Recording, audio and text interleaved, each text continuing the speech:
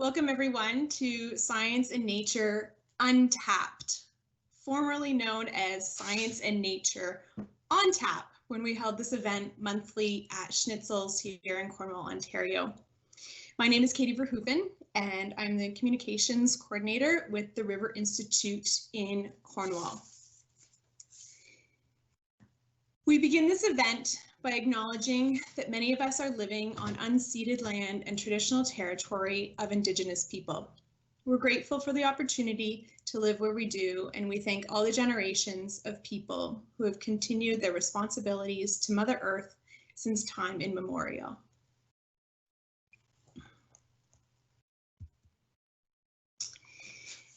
As I had mentioned, I'm with the River Institute, and we put on these monthly speaker series. We are now going online with them because of the COVID-19 pandemic.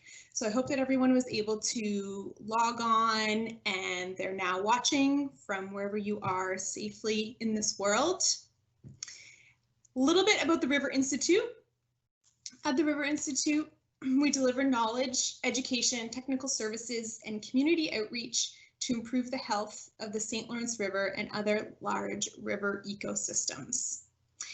You can follow us on social media, on Facebook at St. Lawrence River Institute, Instagram at River Institute C, and then on Twitter at River Institute C as well.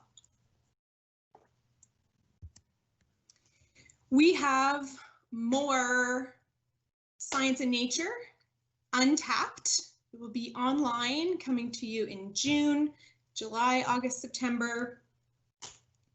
For a while, we aren't sure. Hopefully we'll be able to keep it online once we're back to being in person, but there's a number of monthly presentations. And again, so June we'll be having Matt Windle talking about the aquatic roller coaster, how the river's ups and downs determine its near shore ecology.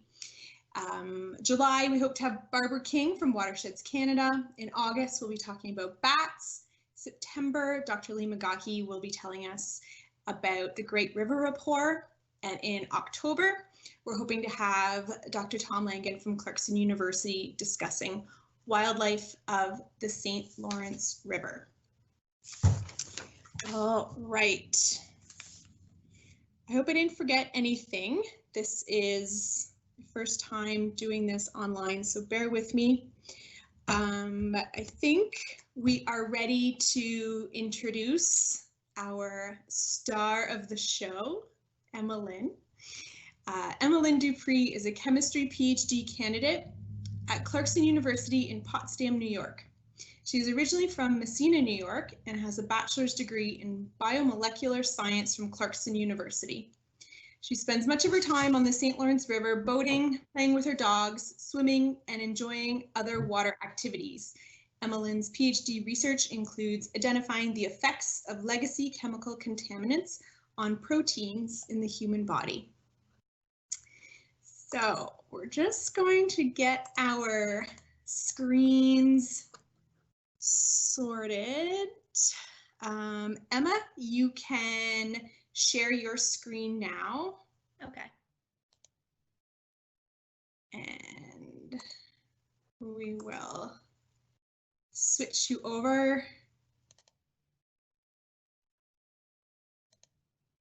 Perfect. I think. Can you see it? Okay. Yeah, I think your screen is, yes, that's fine. Good. I think so. Okay, we're ready to go. I am going to put your video and presentation, send it live now. Okay, are we ready then? Yeah, it looks like you're good to go. Take it away. Okay. Hi everyone, I'm Emmalyn Dupree. As Katie said, I'm from Messina, New York originally, and I now go to Clarkson University and I do research there on the Great Lakes. I know I have a lot of family and friends and colleagues listening right now, so I hope that in the future you guys will start to attend some of these talks on Wednesday nights when you're not doing anything else. They're pretty interesting and I think you'll really like it. So today I'm going to be talking about the effect of legacy PBT chemicals on fish consumers in the Great Lakes region. A little bit about me first. So as I said, I'm from Clarkson University. I did my bachelor's in biomolecular science there, and I started research and I loved it so much that I decided to stay and get a PhD in chemistry there. Here is the Clarkson campus. It's really pretty, and it's on the Racket River, which actually attaches to the St. Lawrence River. So I do research in Dr. Casteldari's biochemistry and proteomics lab. He is right here, and these are my lab members. This is Madhuri. She is a graduate student with me in the lab. Danielle is just starting as a graduate student in the lab, and Danielle has done a lot of work for me as an undergrad. Zane and Shelby and Hannah have also done a lot of work for me on these projects as well, so I want to acknowledge them. And then before I get into my research, I just want to acknowledge our collaborators, Dr. Thomas Holson and Dr. Bernie Crimmins from Clarkson University. Dr. Thomas Holson is part of the Great Lakes Fish Monitoring and Surveillance Program.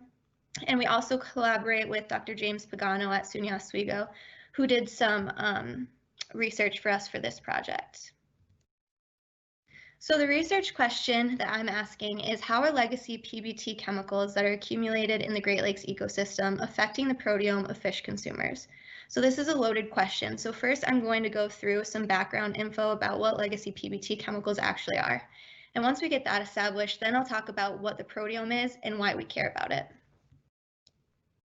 So legacy PBT chemicals. PBT stands for persistent, bioaccumulative, and toxic. Persistent meaning that they break down very slowly. Bioaccumulative meaning that they can accumulate in the fat tissue. And this is because they're lipophilic. So lipo meaning fat, philic meaning loving. So our bodies aren't able to metabolize these chemicals easily, so they get stuck in our fat tissue and they're stored there for long periods of time. So these two characteristics, persistent and bioaccumulative, allow the PBTs to also stay in the ecosystem for decades after they were first introduced. And this characteristic makes them legacy. So we have legacy PBTs. How did they even get here in the first place? So they were introduced into the ecosystem through urban communities and industries. So industries used equipment that had these chemicals in them. So equipment like coolants, insulation, transformer fluids, and they were used as pesticides and insecticides. A lot of these chemicals have been banned in the US and Canada, but they are still being released through improper dumping of this equipment and through runoff water from waste sites. These two pictures show how prevalent these PBTs were in the early 1900s. So this is a picture of DDT, which is an organochlorine pesticide. It's a type of PBT being sprayed all over the beach. And they're spraying it near these kids who are just playing and they think it's okay. And spoiler alert, it definitely wasn't okay. And here's an ad for DDT insect spray. The ladies know what's good. So basically saying that you can spray it around your baby's crib, make sure the insects don't get to your baby, and it's going to be all good. It's been shown that DDT is very, very toxic. So what's so bad about them? Why are they so toxic? Some PBTs resemble an estrogen molecule. So that's really problematic because they resemble an estrogen molecule and then they bind to our estrogen receptors in our body. And if we have PBTs binding to these estrogen receptors, then our estrogen can't bind and our estrogen isn't able to do what it's supposed to be doing in our body. So in turn, that disrupts the endocrine system. And the endocrine system is supposed to regulate hormones for metabolism, development, and many other functions. So it becomes really problematic. People that were working in environments with these PBTs have experienced things like increased liver enzymes, chloracne, skin lesions, respiratory problems, the list goes on. We've also done some animal studies on PBTs and how they affect the animals, and it's shown carcinogenesis, which means cancer, dermal toxicity, fatty liver, reproductive toxicity, and acute lethality, which means death. So the reason that these are so problematic is because they can bioaccumulate, like I said previously, and they can biomagnify. So this is showing the food web, and these chemicals actually biomagnify up the food web. So what that means is that as we go up each step of the food web, the concentrations of the PBTs in the fat tissue increases up each step. So if we have a fish that has an arbitrary concentration of about 100 PBTs or something like that, we eat that fish, that gets concentrated even 100 times more in our fat tissue. So this becomes really problematic when we get up to these top predator species like humans. So it's really problematic for humans that are trying to eat the fish. Since they're so problematic, the PBTs are being regulated in the United States and Canada, but I'm just going to talk about the United States because that's what I know.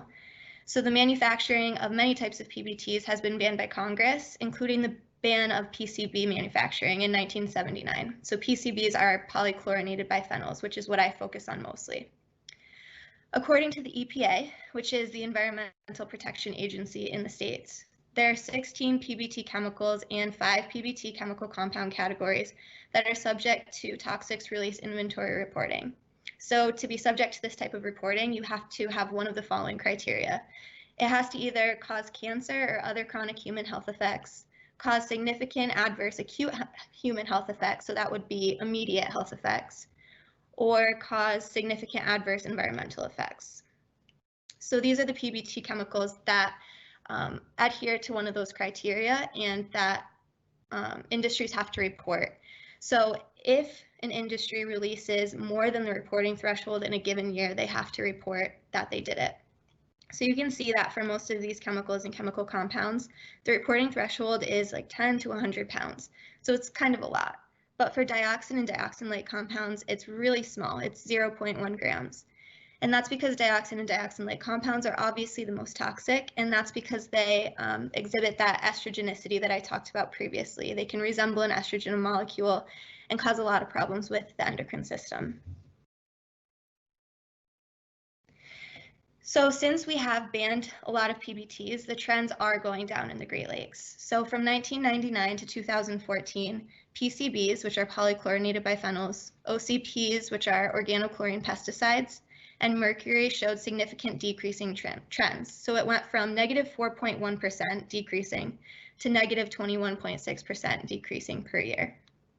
We find that there's lower concentrations and faster decreasing trends in the western and northern sites compared to the eastern and southern due to population and industry variation. So the eastern and southern sites have more population, have more industry, so they're not getting rid of those PBTs as fast. Polybrominated diphenyl ether concentrations are generally decreasing, while hexabromocyclododecane concentrations are increasing. So we find this a lot because this PBDE is actually a flame retardant chemical. So if we ban this flame retardant chemical and we say this is bad, we can't use it, then we start using a new flame retardant chemical because it has to be replaced. We have to have something that does that. So we keep facing these problems that if we get rid of one chemical, we introduce a new one. So there are many efforts to monitor the emerging chemicals of concern for the future. PCBs have the highest concentration and second slowest decreasing trend, so those are probably going to be a chemical of concern for years to come. And this shows a PCB molecule. So we have a biphenyl molecule, and that biphenyl molecule has 2 to 10 chlorine atoms attached to it. So it could just have 1, or it could just have, 2, or 10. So it could have all 10 attached here. So that gives rise to 209 total PCB congeners that are possible. Okay, so we kind of established what PBTs are and why they're so troublesome. So now let's go back to the main question. How are PBT chemicals affecting the proteome of human consumers? What is a proteome? So the definition of a proteome is a complete set of proteins that it's expressed in a cell, tissue, or organism. So why are proteins so important? So our genes actually encode proteins, and we know our genes are important. We always hear that our genes are predictive of what diseases we're going to have in the future and things like that. But actually our genes encode our proteins, and our proteins are the things that carry out all of the critical functions in the body. So the proteins are actually the thing causing the disease. So some might say that proteins are even more important than genes. I say that, but some people don't. So types of proteins are antibodies, which we've heard a lot about recently in the news in relation to COVID-19. They're super important for the immune system. Enzymes are another type of protein, and these carry out chemical reactions in the cells, assist in formation of new molecules and things like that. We also have messenger proteins, which are hormones. We have structural proteins, so that would be something like collagen that provides structure and support for cells. And we also have transport and storage proteins that transfer molecules throughout the body. So all of this just meaning that proteins are a huge factor in disease and pathology. So we ask the question, what proteins in the human body are affected by PBT chemicals? And then we ask the question, what conclusions can we form about how PBTs cause adverse health effects in humans? And the answers to these questions are examined in the field that I study called proteomics. So how is proteomics done? First, I have to give you a little bit of background about what a protein looks like. So scientists like to look at proteins in terms of 4 different structures. So we have the primary structure, which is the most simplified laid out version of the protein, and then the quaternary structure, which is what the protein typically normally would look like when it's functioning in the human body. So the primary structure, we just have a string of amino acids tied together, and that is a polypeptide chain. Okay, so we have a polypeptide chain of amino acids. And then the secondary structure would be how that polypeptide chain is kind of folding on itself. And then for the tertiary structure, all of those amino acids are going to have some sort of reactions with each other, and some are going to bind and things like that. So that would make our tertiary structure. And then when we put a bunch of these polypeptides together, we get our quaternary structure. So the problem with examining proteins in their natural state, which would look like this, is that they're a little bit complicated. There are some types of proteomics that look at proteins in their natural state, but the type of proteomics that we do is looking at a more simplified version of the protein. So we want to look at it more as the primary structure. So the way that we do that is we take a biological sample. So that could be something like blood, urine, breast milk, something like that. For my research right now, for this research that I'm presenting, I'm using sera, which is a part of the blood. So I would take that sera and then we extract the proteins from it. So we have these complex proteins right here. And then we can heat the sample. And what that does is it causes the protein to become denatured. So it kind of unravels. All of those bonds break and we get more of a simplified version of the protein. But this still isn't simplified enough because proteins have a ton of amino acids. So what we want to do is break up this polypeptide chain into smaller parts. So we can add an enzyme. And what that enzyme does is it cuts this polypeptide chain at certain amino acids. So it would cut it at the green amino acids, comes in and it cleaves at those amino acids, and then we get a digested protein. So we get peptides, these small parts of the protein. And that is what we actually study in the type of proteomics that we do. So we put those peptides in a solution and we inject them into the mass spectrometer, and that gives us the data. So this whole slide would be the hands-on lab work that we do in the lab. And then all of the work after this would be the computer work and the data analysis. So what does a mass spectrometer actually do?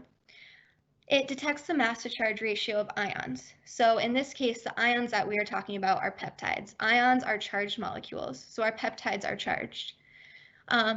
So if we're wondering what the mass to charge ratio is, let's take this peptide from the previous slide, for example. So this peptide has a mass of, let's say, 600 daltons. Daltons is just a unit of mass measurement. And it also has a +2 charge. So if we take 600 divided by 2, we would get an m/z, or a mass to charge ratio of 300. And that mass to charge ratio is how we identify the peptides. So once this mass spectrometer gives us a list of mass to charge ratios that it detected, we compare those to a known library. So we have a bunch of known libraries or known databases for different species and all of the proteins that we know of for that species.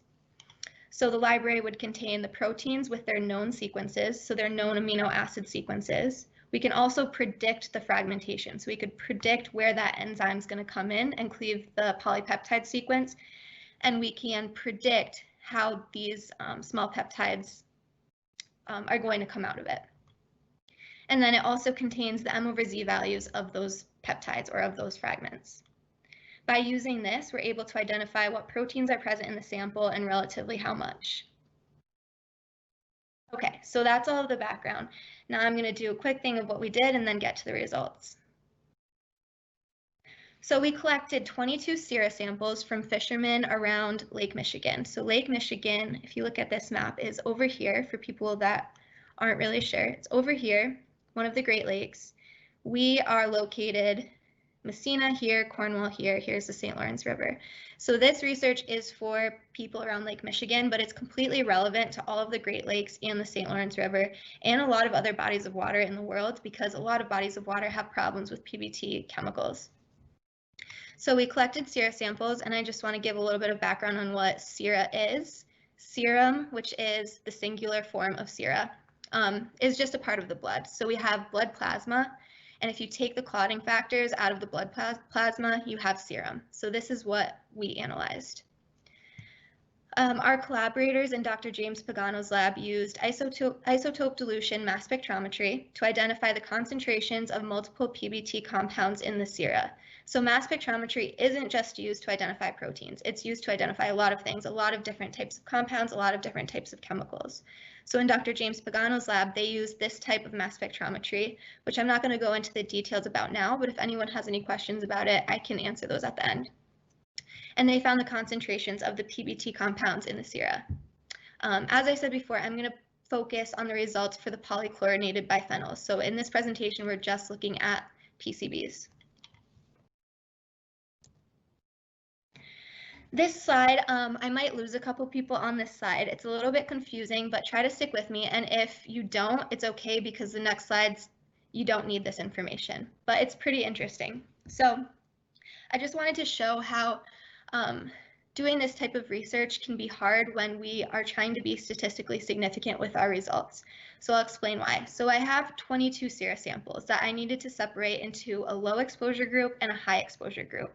So out of these 22 samples, I have some people that are really exposed to these chemicals, some people that are not so exposed to these chemicals, and some people that are right in the middle. So it's kind of hard to separate them into two groups. But the way that I decided to do it was by how many chemicals that specific person was exposed to. So to determine that, I looked at each chemical individually, and I found the median concentration of that chemical in all of the sera samples. So once I found the median concentration for all of the sera samples, if a person had a higher concentration than the median for that chemical, they were deemed exposed to that chemical. And if they had a lower concentration than the median, they were deemed not exposed to that chemical. So then the 11 people that were exposed to the most amount of chemicals were put in the high exposure group, and the 11 people that were exposed to the least amount of chemicals were put in the low exposure group. So great, I have two groups. But then I wanted to look at the data a little bit different to see if I organized them in a different way, if the groups would still stand. So these graphs show when I did that, I decided to look at all of the chemicals together. I just summed up the concentrations for each chemical and graphed them. So here, the y-axis is picograms of PCBs per picogram of serum. So when I did the 4 lowest exposed versus the 4 highest exposed, you can see that there's definitely a clear separation between the two groups. Definitely the higher exposed group has way more PCBs in total than the lower exposed group. So that's good. And then I do the 6 lowest exposed versus the 6 highest exposed. Again, we still have really good separation of the two groups. We have a lot of chemicals on this side and not a lot of chemicals over here. And then when I do all of the samples, I throw them all in. So even those people that were right in the middle, you can see that the difference between the two groups starts to blur. So if we look at this person right here, just because they were exposed to a lower amount of a lower number of specific chemicals than this person over here, they were still exposed to a higher total concentration of PCBs summed together. So if you're still with me, that just kind of shows how hard it was to separate the two groups. And I did stick with just looking at 6 versus 6, and I didn't do 11 versus 11, just for the sake of being statistically significant. So if I lost you back then, it's okay. All you need to know is that we successfully separated the sera samples into two groups, a high exposure group and a low exposure group. So now what? We performed the proteomics, which is what this is all about. So we analyzed each sera sample for the protein content using mass spectrometry, like I spoke about before, and a library of known proteins that are in the human body. Based on the data, we identified any protein dysregulations between the two groups. So by protein dysregulations, I mean the high exposure group might have a bigger number of one type of protein than the lower exposure group. And to be considered a statistically significant dysregulation, the fold change needs to be 1.7 or higher, and the p-value needs to be less than 0.05. The p-value is just showing how probable your data is. Sorry. Then protein dysregulations that are exhibited in the high exposure group may indicate biological pathways that are being disrupted or affected by exposure to PCBs. And I didn't add all of my graphs in here because I didn't want to bore you, but if you're interested, this is kind of what the data analysis would look like. So the green bars are the low exposure group, and we set them at baseline, so at 100. And then the yellow shows how these proteins differed. So this is the high exposure group. So you can see that for haptoglobin, the high exposure group had almost twice as much of that protein than the low exposure group. And for apolipoprotein H, the high exposure group had almost 5 times as much as the low exposure group. And then all of our p-values are very low, which is good. So now, what you've all been waiting for, what did we actually find? So these are the dysregulated proteins that we find. And what do they mean? So I can tell you what the proteins do, but what it means, your guess is as good as mine. We can form some good hypotheses about why these proteins are dysregulated, some good guesses, but we're not really sure right now. So we found that lipoprotein B100, apolipoprotein C3, and apolipoprotein H were all found to be upregulated. So these are all lipoproteins. Lipoproteins are involved in lipid metabolism, so that just means breaking down fat tissue. And the literature shows that people that have an upregulation of these type of proteins are at risk for premature atherosclerosis. So you can probably guess why this protein would be upregulated. I told you before that PCBs tend to accumulate in the fat tissue. So it would make sense that our body's trying to upregulate these proteins that break down the fat tissue to try to get these chemicals out of the fat tissue. But that's just a guess. Affamin was found upregulated in the high exposure samples. So this is a carrier protein for vitamin E, which protects against oxidative damage and disease. So this might be a secondary response. So maybe these PCBs are causing disease, and so affamin is being created to combat that disease. Haptoglobin was found to be upregulated. This is an acute phase protein, and that's all I need to know. Acute phase protein means that it's responding to some type of inflammation. So maybe these PCBs are causing some inflammation in the body. Thrombin and plasminogen were both found to be downregulated in the high exposure samples. And what I find really interesting about this is that thrombin induces plasminogen activation. So it would make sense if we have a lower amount of thrombin, then it's not inducing the plasminogen activation as much, so we would have a lower amount of plasminogen. So what next? We have to confirm these findings. In science, we're constantly confirming findings, and then once we finally confirm them, we have more questions. So we definitely have to do that. We also want to look at how the most toxic types of PCBs, which are the dioxin-like compounds that I talked about before, affect the proteome. So we want to look at specifically those dioxin-like compounds. We also want to extend our study to 90 participants. We kind of have already done that. We have the sera samples available. I was ready to start on them, and then COVID happened. So hopefully that will be happening in this future soon. So what can we take away from this presentation? PBT concentrations in the Great Lakes and St. Lawrence River are generally decreasing. However, they still do exist at dangerously high concentrations in some areas. And we do tend to see protein dysregulations and adverse health effects correlating with the high concentrations of PBTs in the body. Scientists are trying to get ahead by identifying potential chemicals of concern for the future and emerging chemicals of concern. So we're trying to identify maybe some breakdown products of these already problematic PBTs, or some things in the future that might come out because we're trying to replace old PBTs. Dr. Bernard Crimmins is doing a lot of work with this, and it's really interesting if you guys are interested. And then if you are concerned, if you are out fishing, you catch a fish from the St. Lawrence River, and you're like, oh, I really want to eat it, but Emma's presentation kind of scared me. There are a lot of fish advisories available online. So I know that www.health.ny.gov has the fish advisories for the St. Lawrence River.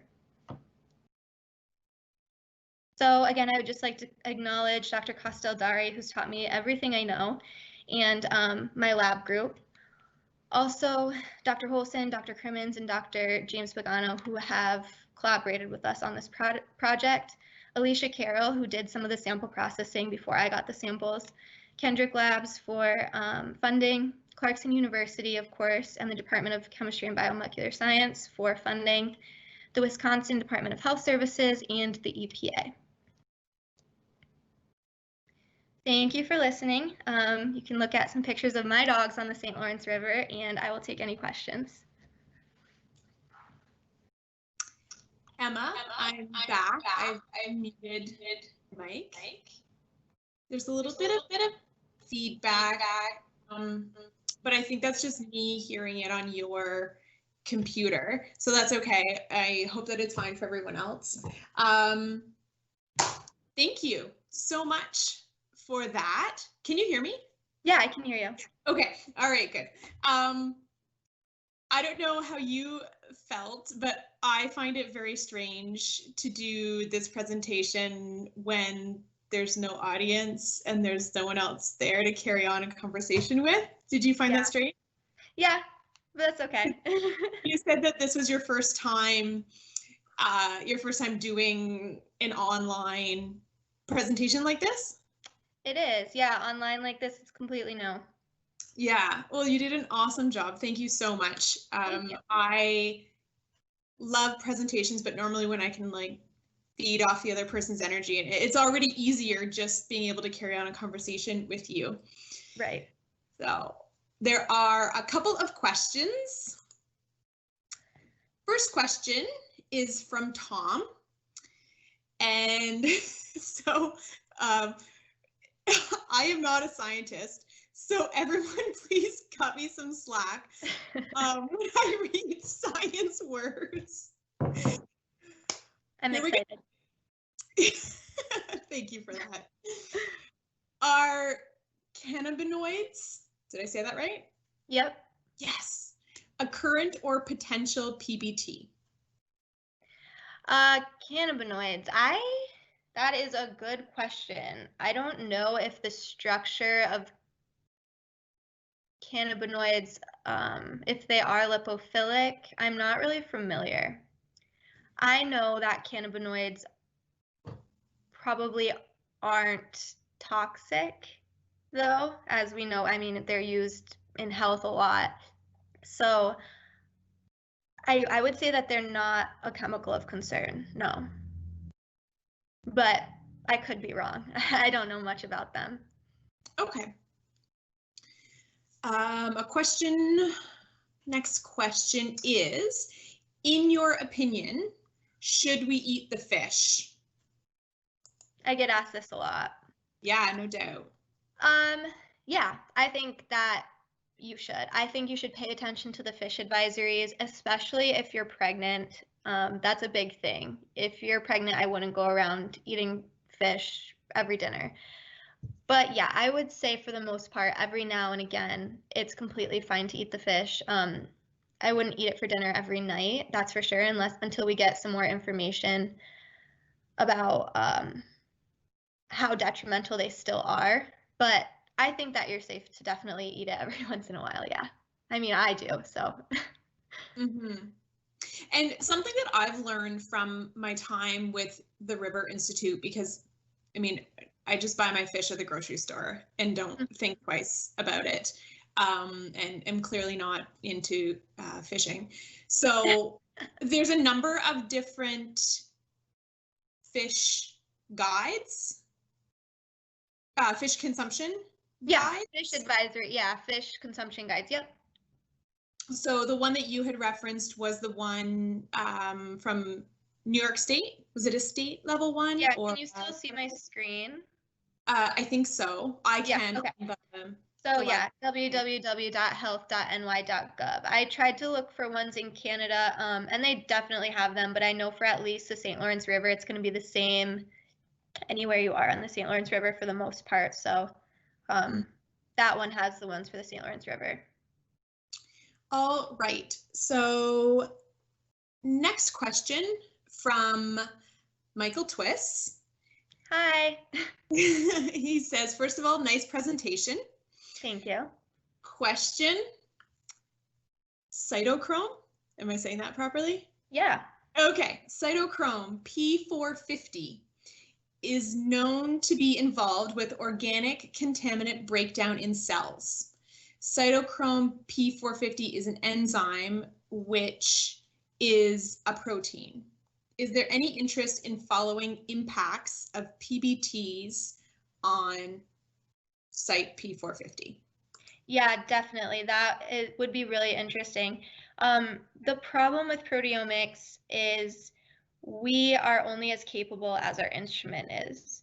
And so if cytochrome P450, or I can't remember the exact name that it was, if that is a lower abundant protein, it's going to be harder for us to detect with our instrument and harder to study.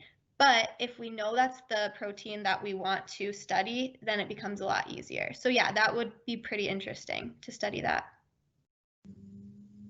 We had someone post the Ontario, Eating Ontario Fish, a link to that. Nice. So, oh shoot, I see what I'm doing wrong over in the chat box. All right, so I have published that to the chat box. So anyone who's wondering what the Ontario guidelines are, that's in the live event Q&A. Okay, we're okay for time. So Michael Twist would also like to know what your dog's names are. And I would also like to know that. I love that question. The chocolate one is Cammy and the black one is Izzy. Cute. He's met them before at school. And they are currently locked in a bedroom in your house so that they didn't come in and interrupt your presentation. Along with my fiance. Yep. All yeah. Okay. Another question. Great talk, Emmalyn. How did you choose which fishermen to sample? Does the team have consumption information from these people? And did the high exposed group equal those that eat the most fish? That's a really good question. This was supposed to be somewhat of a blind study. I don't want to say it's completely blind because it's not completely blind.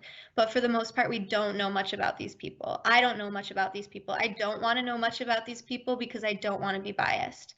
So what I'm focusing my results on is purely the PCB concentrations in their sera. So backtracking, once we do confirm our findings or do whatever we want to do, then we can possibly reveal to ourselves who these people are, how much fish they eat, and it'll be really interesting to see how that correlates with how much PCBs they had in their sera. But we wanted to just focus the correlation purely on concentrations of PCBs and protein dysregulations and have no other factors coming in. But yeah, that's a really good question. Next question is from one of our River Institute scientists, Dr. Brian Hickey.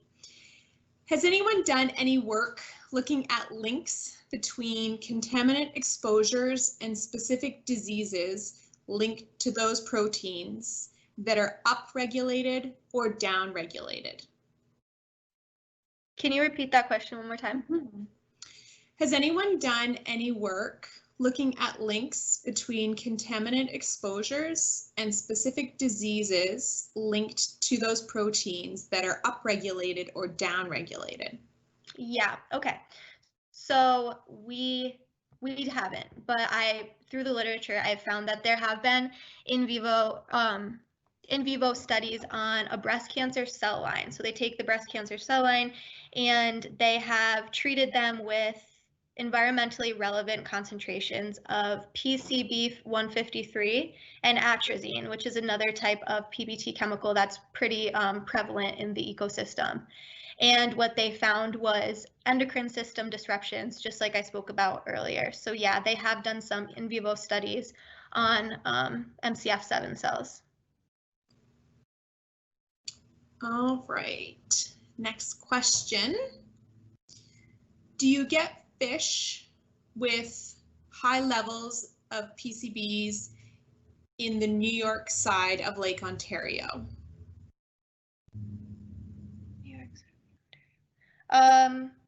I would assume yes. Another project that I'm working on actually is trying to develop a protein database for lake trout, because the Great Lakes Fish Surveillance and Monitoring Program, I think I just messed that title up.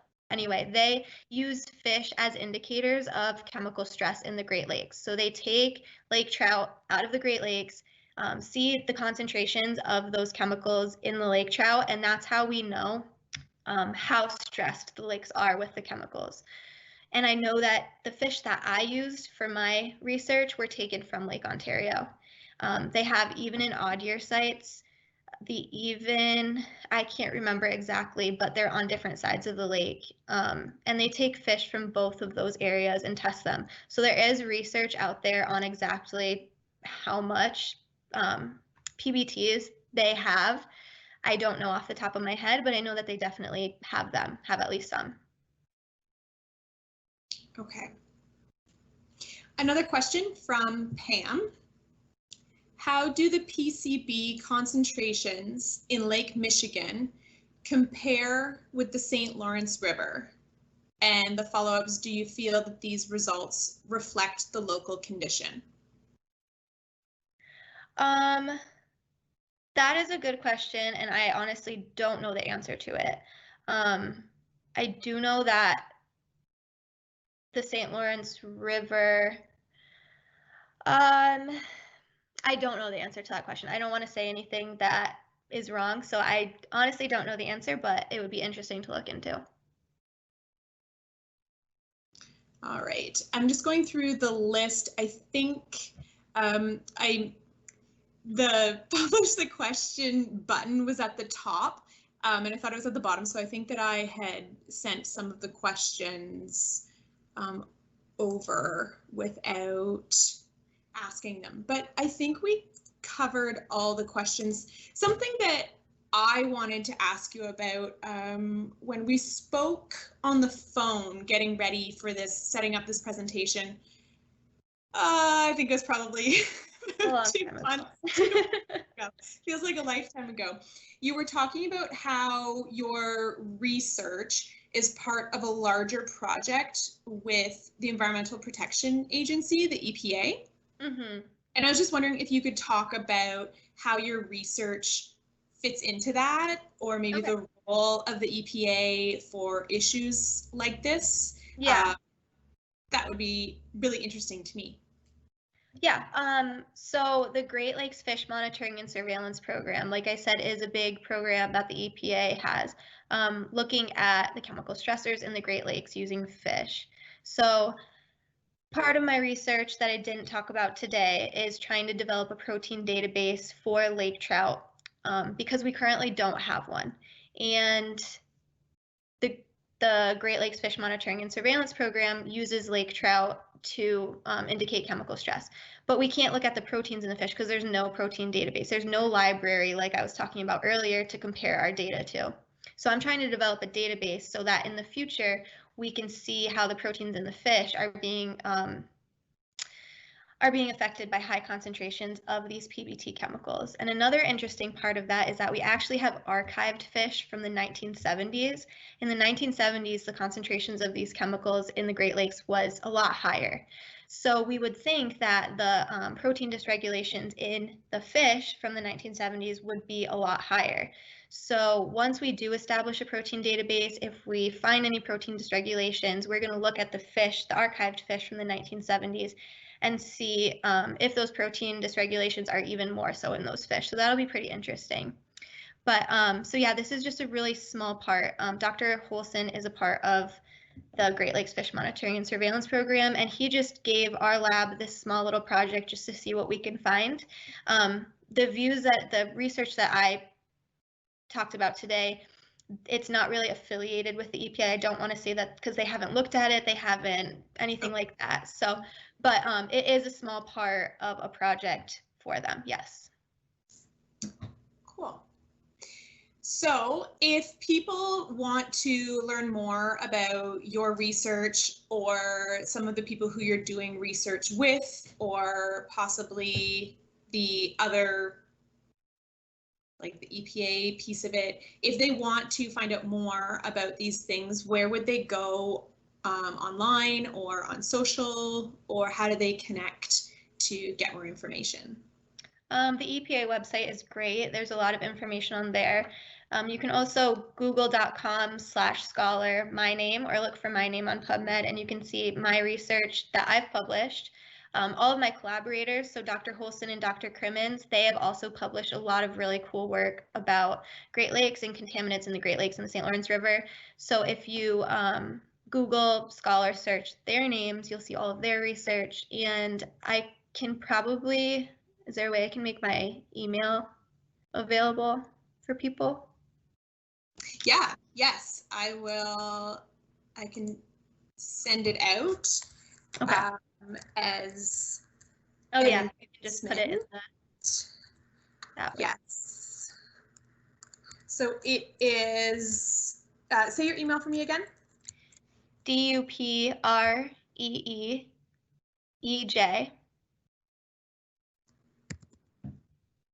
@clarkson.edu. Okay. DUPR and then 3 E's. Yep. J at Clarkson U. Clarkson.edu. Clarkson.edu. Okay, got it. I sent that out as an announcement to everyone watching, and if they want to email you for more information, they can do that. Perfect. So I'm going to switch screens again, okay, and then wrap up. But don't mute yourself or anything in case you want to jump in with anything else. Was there anything else that you wanted to say at this point? No, just thank you guys for listening. I really appreciate it. Awesome. All right, so we'll just switch the screens over. It's thinking, and I'm not sure if people can hear me well. It's thinking. Okay. All right, so I just wanted to say a quick thank you to a number of people. Primarily, Emmalyn, thank you so much for all of this. I know COVID-19 interrupted our plans on this, and we had to shift and coordinate differently and get organized to make this happen. So thank you so much for being super flexible on that. And you did an amazing job with your presentation. And also Clarkson University, you're a student at Clarkson University, and they're a wonderful partner of the River Institute. So thank you to them and anyone from Clarkson University who is watching, and everyone who tuned in tonight. It's so wonderful to see the attendees. Before we logged on here, I was like, how many people are on? And I told her, and they're like, never mind, I don't want to know. I don't know if it was good news or bad news or what, but anyway, I also wanted to thank Your TV, our local cable here in Cornwall, Ontario. And Gabe is always so wonderful to cover community events. And so this will be on Your TV tonight at 9 p.m. That's channel 11 and 700. I'm nervous, so I'm forgetting everything. And then also our Science and Nature on tap and now Untapped is brought to us by a very generous local donor. And we really appreciate the support of that donor, as well as all of the other generous donors and supporters of the River Institute. So Emma, thank you so much. And normally I'd wish our speaker safe travel home, but have a lovely night and yeah, exactly. You can go Netflix and chill now. Yes. Sounds good. All right. Well, thank you so much for watching. And again, if you have any questions for us, any suggestions for what we should do for upcoming Science and Nature Untapped, please feel free to email us or message us on social, slide into our DMs with those topics or suggested speakers. Have a good night, everyone.